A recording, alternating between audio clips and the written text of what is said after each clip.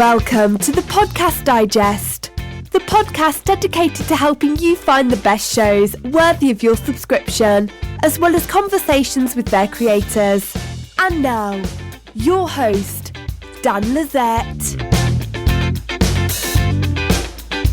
Hello folks, welcome back, and this week's show is another great interview. But first, let me just say, as you guys know, my main goal with the Podcast Digest has been to bring you, dear listener, the most entertaining, most informative, and most all-around enjoyable shows that I feel you would love to discover and subscribe to.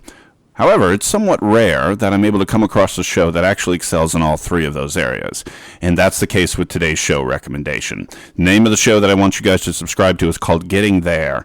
It is a show on the 5x5 network. Getting There is hosted by Liz Furl and Sara Stewart, both women in their 20s who talk about that and so much more. And I'm extremely fortunate today to be joined this week by one of the hosts, Sara Stewart. Sara, welcome to the Podcast Digest. Thank you for having me. Well, thank you for joining me. I really appreciate it. I've been looking forward to talking to you guys. I've been a listener for a couple of months now, and I've really enjoyed everything I've heard with Getting There and what you and Liz are doing. I think it's so different and so unique in the podcasting world. But rather than me try to summarize for everyone what it is that you guys are doing, why don't you tell everyone about Getting There and what they can expect to find if they start listening? Sure. So I'm going to go ahead and just read off our quick summary. Two gals talking everything 20-something, no judgment, some advice, and as much honesty as you can bear to hear. Listen in to our weekly chance rants for everything you need to survive your 20s, or at least know you're not alone. And with that, that's exactly what we're trying to provide.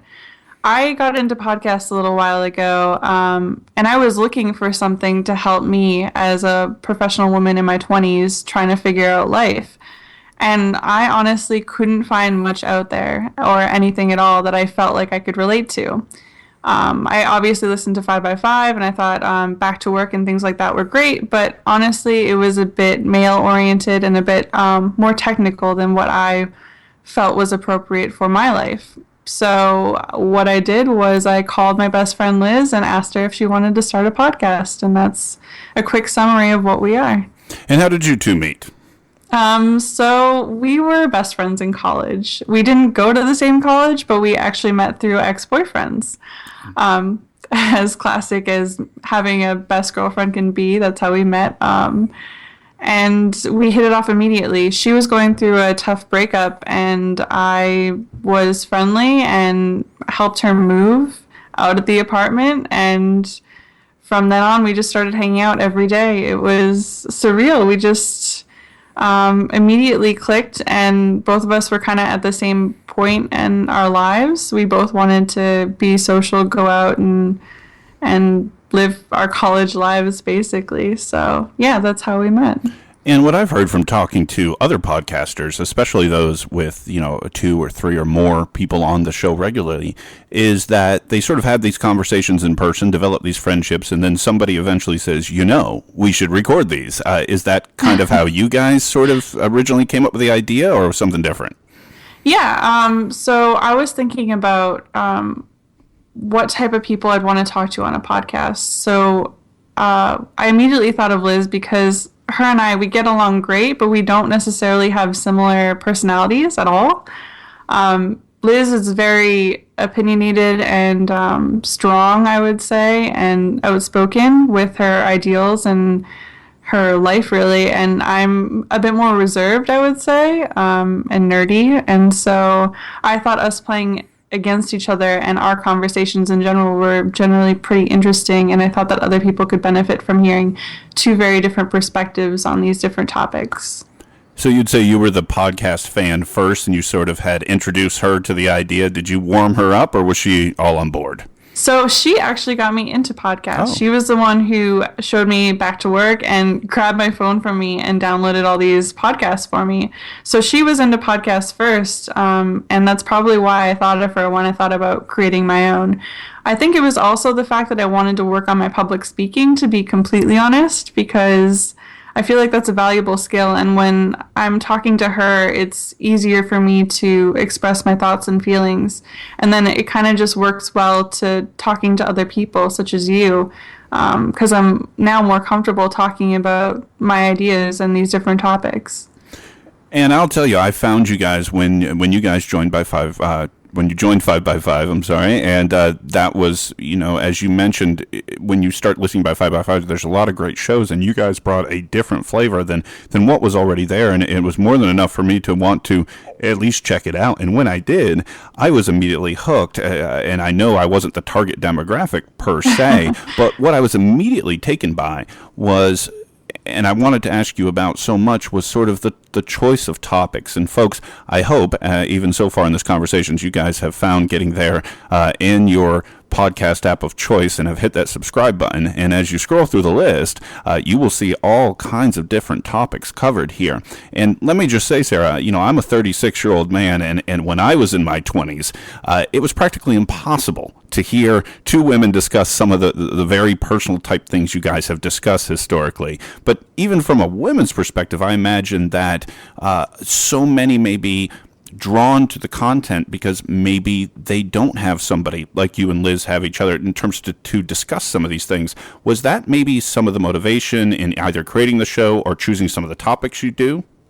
Yes. So, well, actually, the male listener aspect was something that caught us by surprise.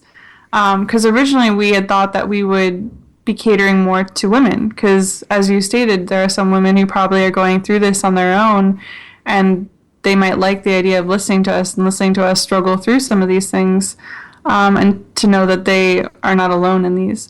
But yeah, we got a lot of our fan mail from men who were thankful for us for starting the show because they're going through some of these same problems that we are, which was nice to hear and good for us to know for our future topics and to know who we're talking to.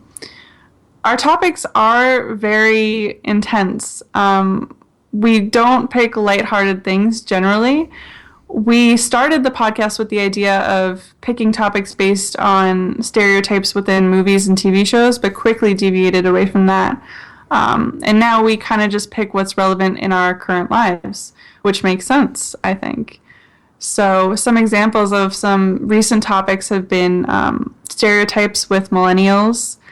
We talked about sex, and we also talked about mental health, ambition, opportunity, and the American dream. That was a great show. We had a great guest speaker, Shinjinji Das. And we've also talked about women's health and other issues that probably men, as you stated, have not been able to hear the perspective of because they're not necessarily talking to...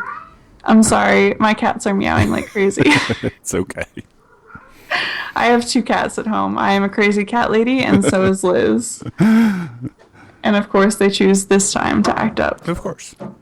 But yeah, so I think our bold choice in topics is mostly because we want to be true to our listeners.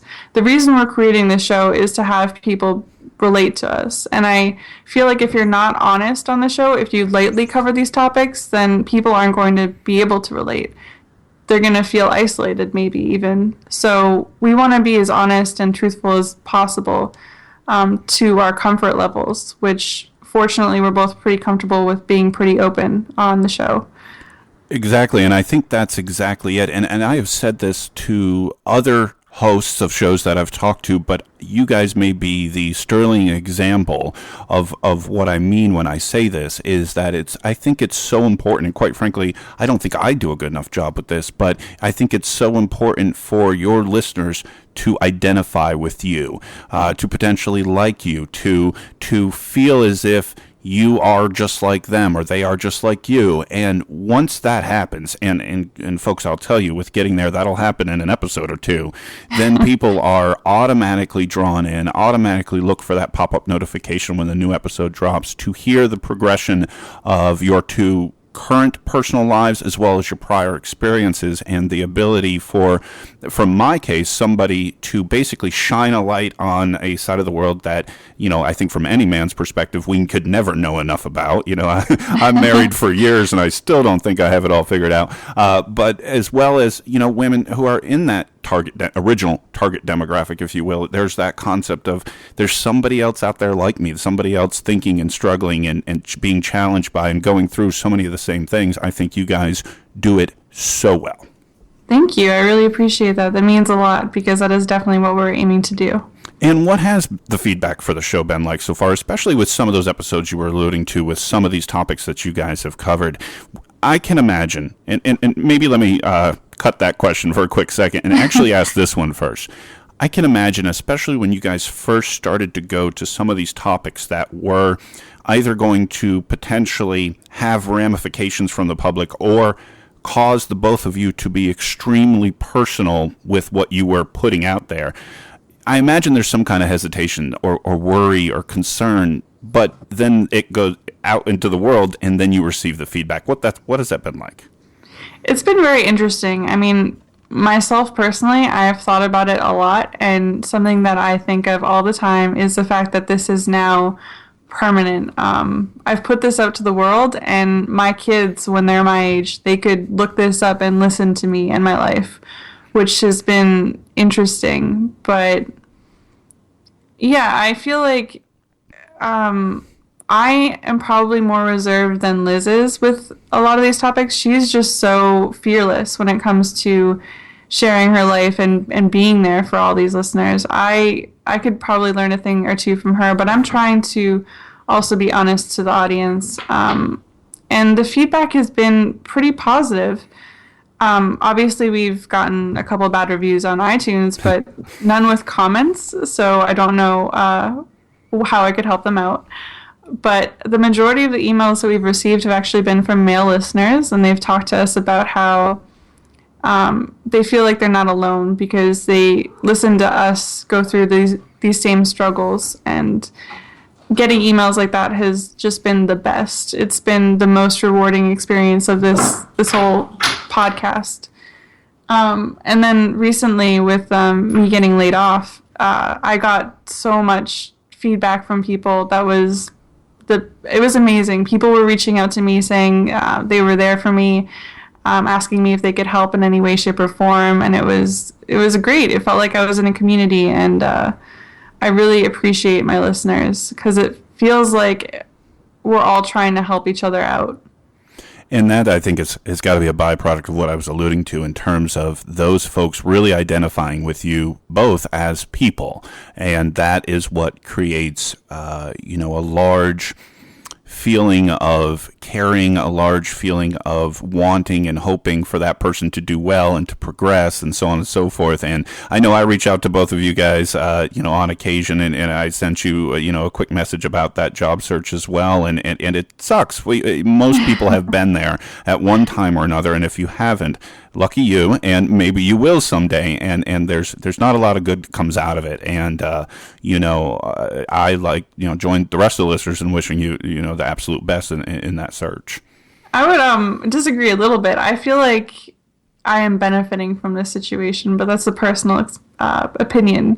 I feel like any kind of struggle that I have to go through in my life is just going to teach me how to be a better person and how to better handle myself.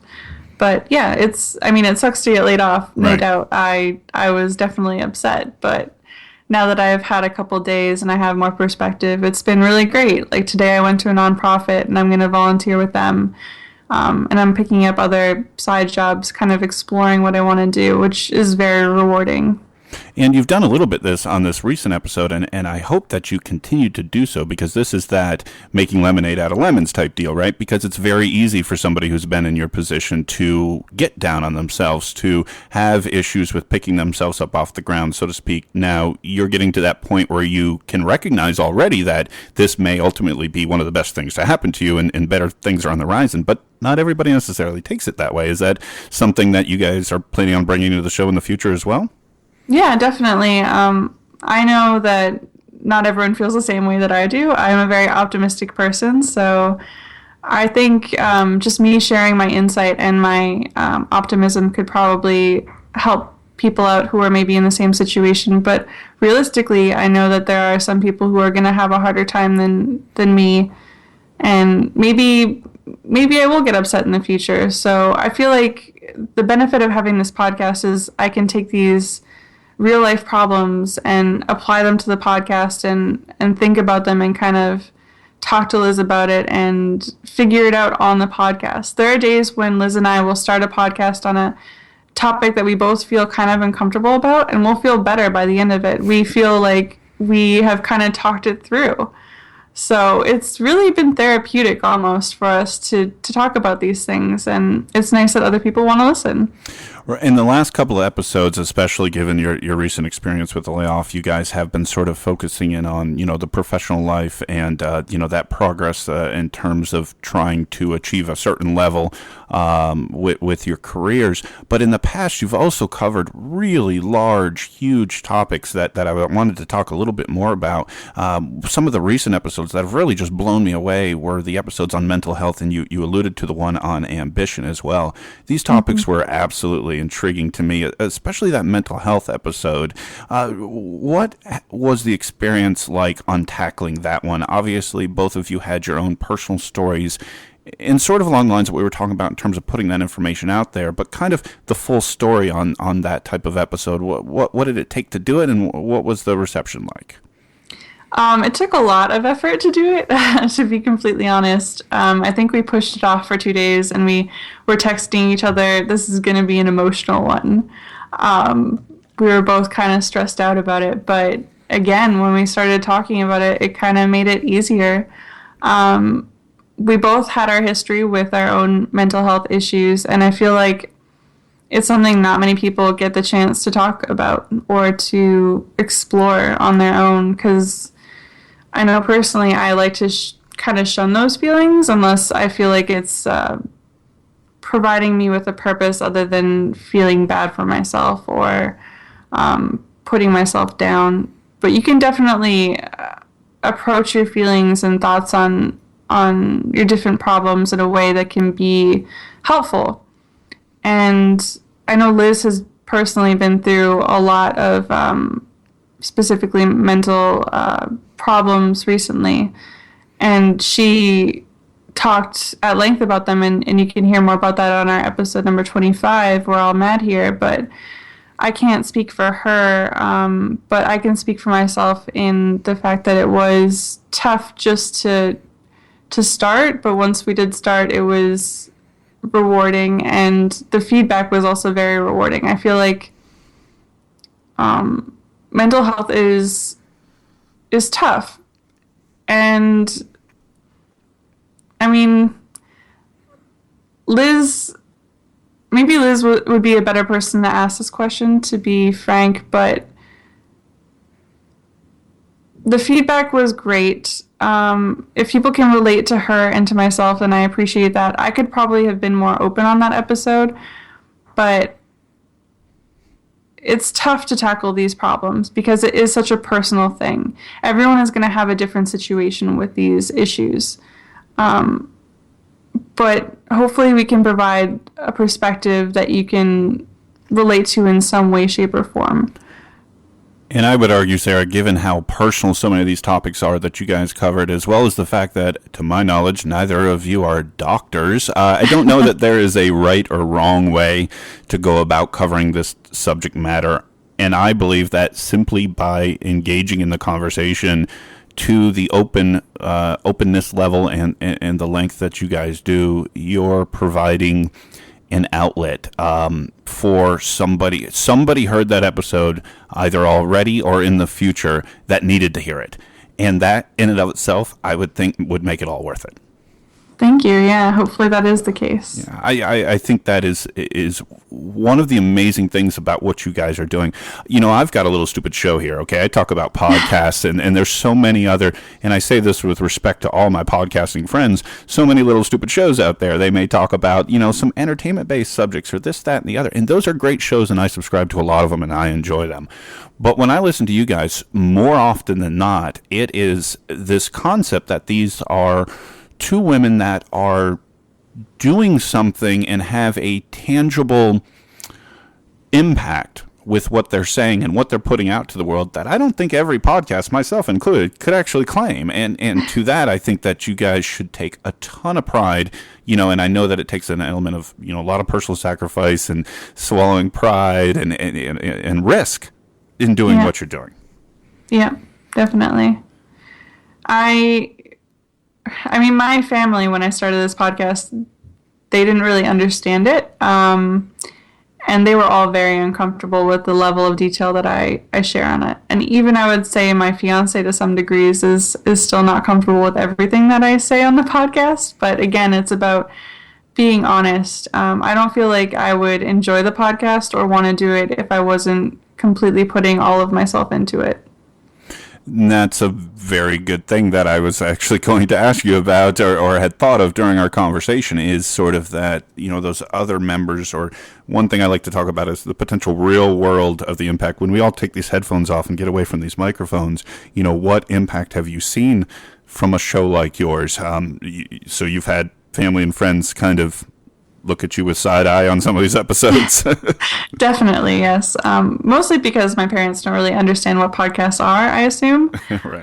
My sister definitely does, and she's critiqued me a little bit, but I think it's totally worth it to definitely put in the headphones and to speak into the microphone, because I feel like I have gained so much from listening to different podcasts. I want to be able to contribute and to put myself out there in this way. So on a slightly lighter note, Sara, how do you guys choose these topics? Like, there are so many topics in the whole wide world, and you guys seem to come up with some great ones. Sort of, what is that process for you and Liz? Do you guys go week by week, or do you have kind of a roadmap? What's that process look like? So when we first started, we wrote out this huge Word document with a list of viable topics. And I added to that list with a post from Reddit. I posted on 2X Chromosomes, which is a female-oriented podcast back when this podcast was kind of, I thought, more directed toward women, asking them what they'd like to hear about. So I have some topics from them as well in that Word document. And really, it kind of depends on even what problems we're facing week to week. We will text each other a couple days before we record and pick a topic either from the list or whatever is relevant in our lives. Really, I'd prefer to pick whatever is relevant in our lives. And I mean, these topics come up when they do for a reason. It's because we are actually working through these problems too. It's tough to pick a topic that I can't relate to. It's basically we pick it week to week based on how we're feeling and what we're dealing with. And then we'll have a Word document with our intro, with our notes. We'll look at each other's notes before the podcast, and we'll kind of just play off of each other. And usually we won't stay on track because it's tough to with a lot of these topics. It kind of just flows wherever the experiences that we've had relate to, or whatever experiences that we want to share. So it is a little bit of planning, but it's mostly kind of just living organically and working off of that. In terms of topic choice in recent episodes, you made allusion to it a minute ago, and folks, I'll tell you that at the time of this recording, Getting There's most recent episode is the recent episode on the millennials, and I just wanted to chime in because I actually have a chance to talk to you and say this. I want to speak on behalf of a lot of your listenership here. I just want to echo the Mario Kart 64 references. I don't know how many hours in my life I spent playing Mario Kart 64. I thought it was a great way to open that show. I was like, wow, this is awesome. I'm glad that you could relate to that. I am a big fan of video games, so I love that. Yeah, I thought that was great. It was a little bit, you guys were hitting college a little bit more recently than I did, but I'm envisioning this person going around to the dorms room with the Nintendo 64, like the most popular person on the floor was whoever had the 64. I thought was great. Yeah, that was real life back then. Oh, and the description of the drinking game associated with 64, I was literally taking notes. You should play that with your wife sometime. I'm telling you, I hadn't heard that before, and I actually do still have a 64, believe it or not. I just don't know if it works. I'm going to have to pull it out and give it a shot just for the purposes of that game. Yeah, and to find out more about this, listeners, you got to listen to episode 30, Stereotypical Millennials. That's the one. Episode 30. That is the most recent, which is ironic because this is episode 30 here on the Podcast Digest. So you guys can remember it. Episode 30 here on the Podcast Digest. just check out episode 30 for a great intro conversation on getting there about Mario Kart 64. But the best game ever. Well, you brought up a detour, Sarah, so I figured I could set one up for us as well. All right, let me ask you about this. I mentioned this at the beginning of our conversation, and I said when I first came across you, it was when you guys joined 5x5. And 5x5, for anyone who isn't aware, go to 5x5.tv, spell out the word by, B-Y, 5x5.tv, and check out their websites. I don't even know the most recent count of shows. I know it's probably north of 25 with Dan Benjamin and company over there. They do amazing work. I've been subscribed to so many of their shows for so many years, and that's how I came across the show. Tell me what that process was like when you guys came aboard. Oh, man. Hectic, to say the least. Yeah, it was all very unexpected. Liz had actually called into one of Dan Benjamin's shows. Dan Benjamin is the one who runs 5x5. And he has a show called Grit. It used to be called Quit, and it's about quitting your day job and taking on your side hustle as a real career. So really pursuing your dreams. And she called in and she mentioned our podcast at the time, and he was excited about it. He was excited that she had a product, and he told her to make moves with it. So we thought that was really cool. She was on his show, and they talked a little bit on Twitter after that. But it all happened very suddenly, where he called her one morning at 7 a.m. And asked her to join 5x5, asked us to join. And so I got a call from her 5 minutes after that on my way to work, and it was awesome because I had only ever really listened to 5x5 podcasts at that time. It was a great experience to know that the podcast I was listening to and the company who created them was interested in what we were doing. It was very rewarding. And so, yeah, after Dan called us, we did all the paperwork and everything after that, but it was a very quick process. And I think at the time we had, I'm going to look it up real quick. So when he contacted us, we had 15 episodes out, and for the 16th episode, we started on 5x5. And I remembered something about 15. I mentioned that. I remember somewhere around that 15 number. That's been right about the time I came on board. Yeah. All right. Well, yeah, it was crazy to think that only after 15 weeks of work, we were already picked up by the network. So I'm very grateful that they took us on. It's been great to get to know a lot of the 5x5 community. As you said, there are great podcasts on that network. And so, yeah, it's all been very rewarding being picked up by them and working with them in the future will be great too, I'm sure. Now, Sarah, a lot of my audience, a lot of people hearing you right now are fellow podcasters, and a lot of those are probably imagining what it might be like to move from their small independent operation to be a part of a network like 5x5. Compare and contrast that for me. What's different? What's the same from before episode 15 and since? To be completely honest, not a lot. It's been great to talk to Dan Benjamin and to talk to Hattie Cook and to some of the other people on 5x5, but honestly, the day-to-day did not change at all, or the week-by-week, since we record week-by-week. It didn't change at all. We're now just on the 5x5 website, and we talk to them when we have problems with the website or other issues that come up. I'll talk about one of those issues a little later in this podcast that we ran into recently. But yeah, I mean, honestly, the only change that I would note is the change in listenership. It's been great to be adopted into their network because they already have a great listenership. They already have great podcasts that people want to listen to. So to be associated to 5x5 has been a benefit for us. And it sounds like from our conversation so far that they sort of let you guys do what you guys do. There is no editorial on their behalf, it sounds like.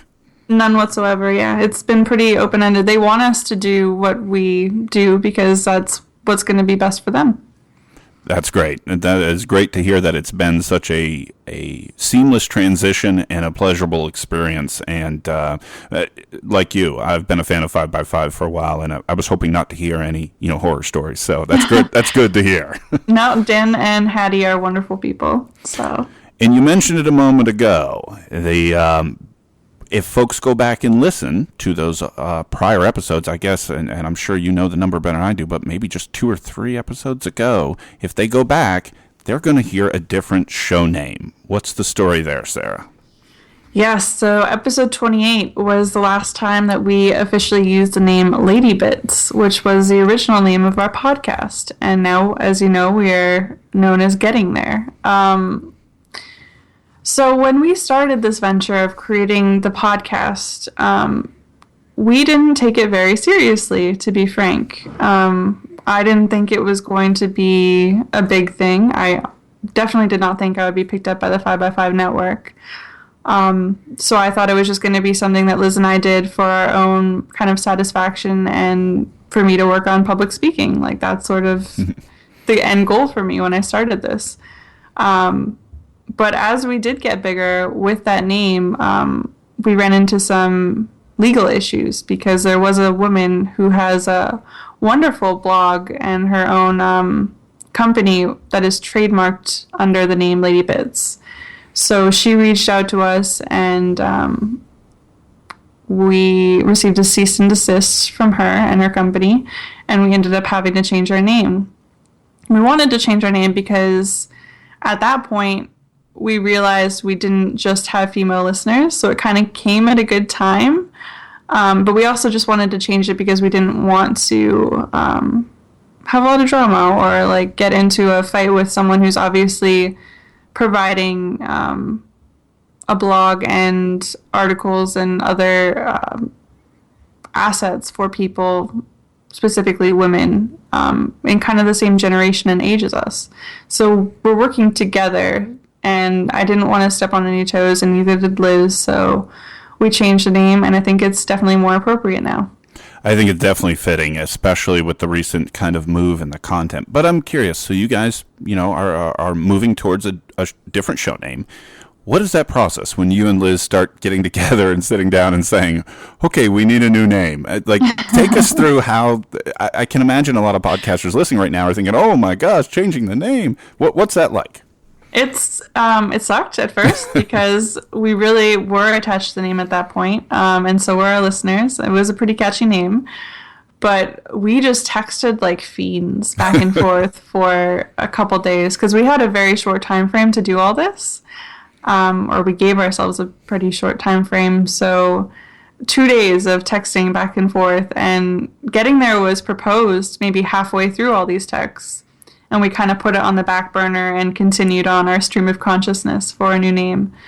But after getting through everything, there were other names that were good, but I didn't feel like they were true to the brand of what we're providing with our podcast. Whereas Getting There, though it's not the catchiest name, I feel like it's very appropriate for the content that we are putting out. And I think that's most important for people to understand what we're trying to get across with just like the title.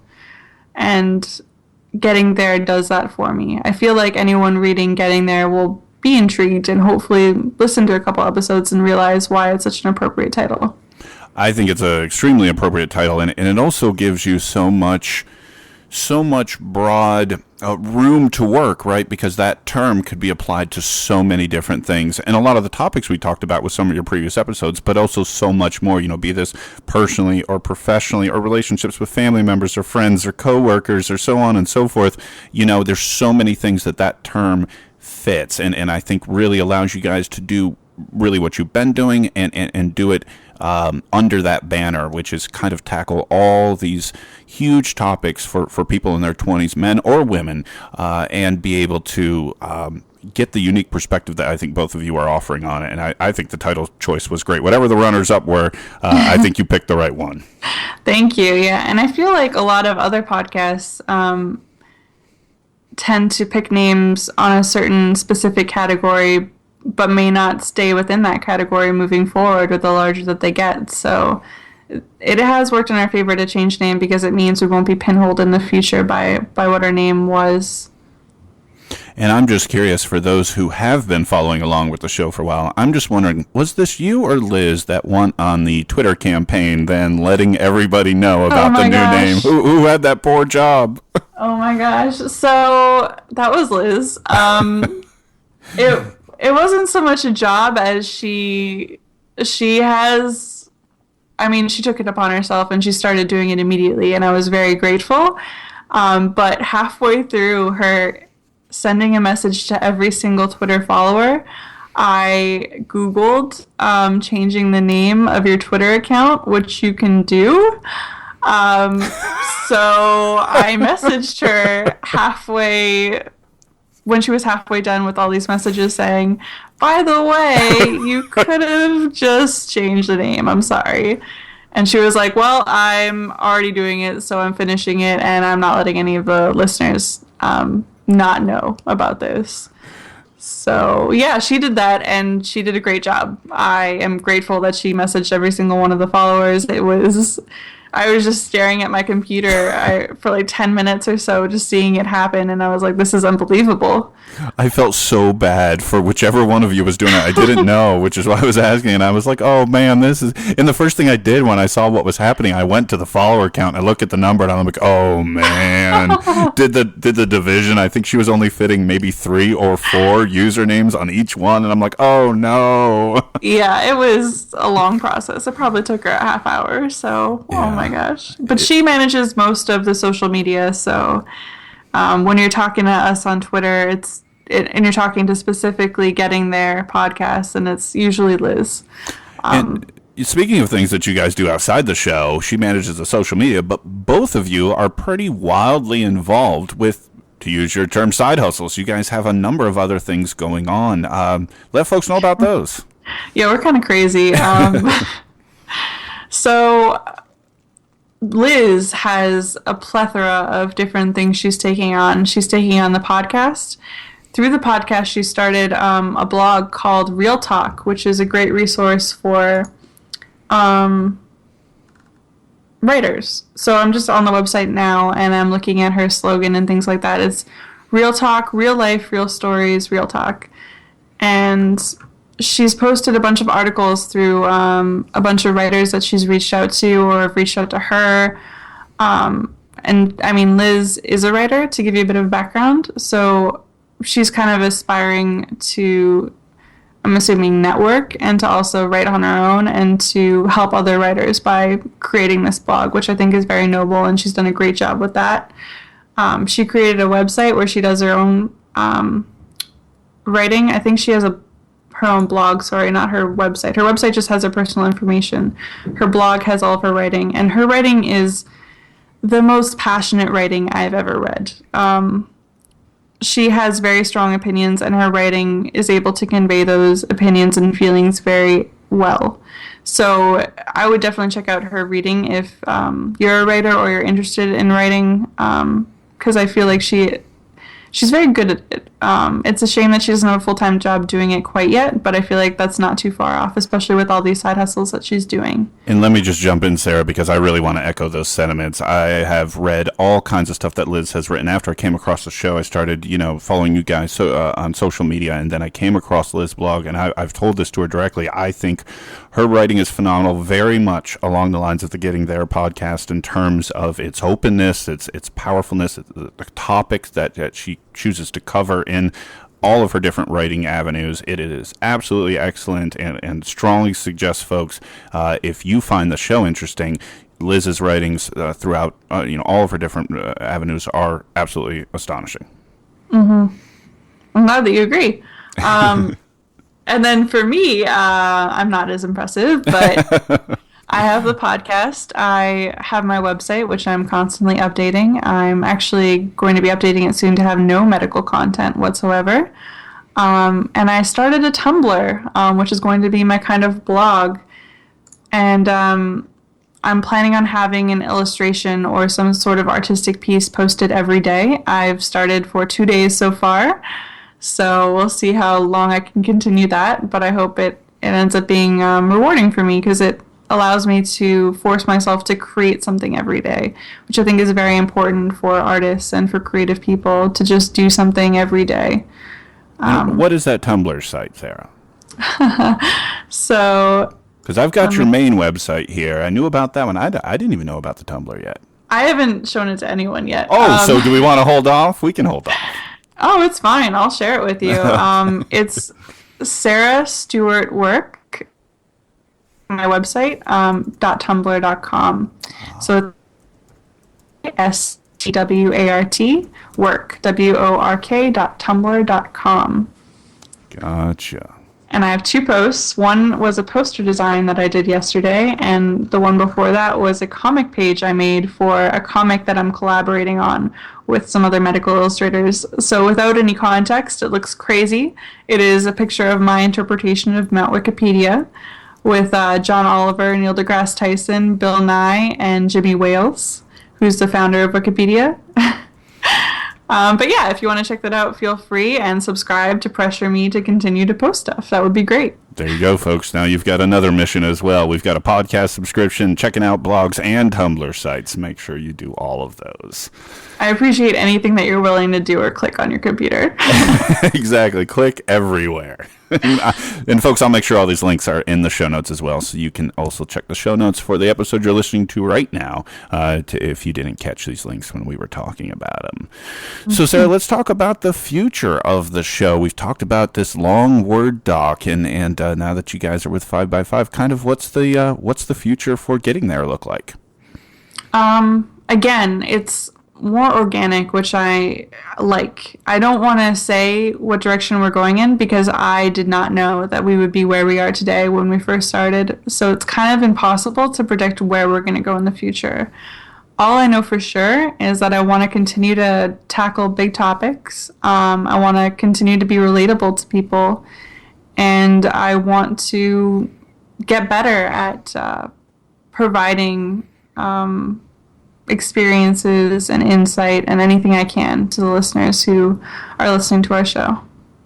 Well, I know that I will continue to be a listener, and folks, I hope many of you do so as well, and not only just start listening now, but go back. There are so many powerful conversations that Liz and Sara had, and I probably should mention, I don't know that we formally did, we really hoped Liz would have been able to join us for this show as well, but she is currently under the weather, so we're doing our best to make sure we tell you all about her as well. So yeah, definitely.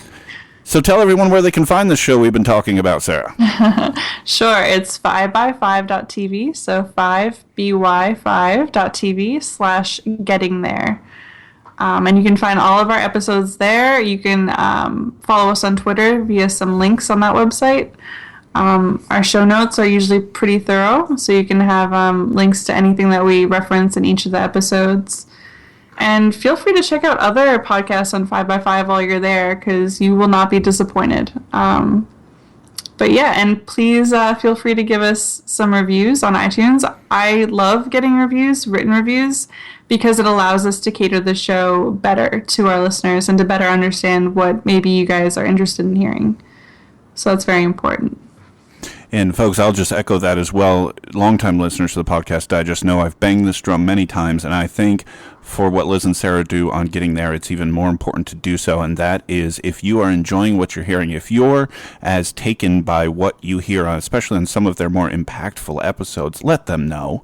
Shoot them an email, let them know on Twitter, let them know that, hey, great episode, guys. I know from being a host myself, just hearing something like that is really meaningful, and know that when these two ladies are discussing the things that they have discussed, you're not going to hear this elsewhere, folks. And if you're enjoying these conversations, let them know that you really appreciate what you heard.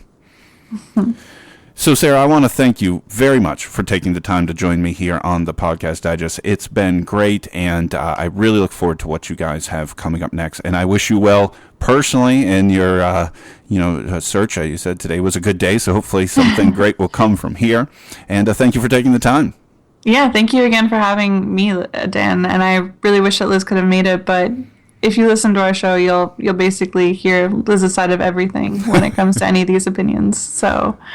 And questions. And folks, definitely do that. Go check out Getting There from 5by5.tv on the website to find all the stuff that Sara's been talking about. Folks, thanks for listening. That'll do it for this week. Episode 30 of the Podcast Digest. My name's Dan Lizette, and we'll be back next week with another great episode. Till then, have a great week. Thank you for listening to the Podcast Digest. You can follow the show on Twitter @PodDigest Like the show on Facebook at facebook.com/The Podcast Digest. Email the show feedback at thepodcastdigest@gmail.com. And you can find all the previous episodes and exclusive blog entries at the show's website, thepodcastdigest.info.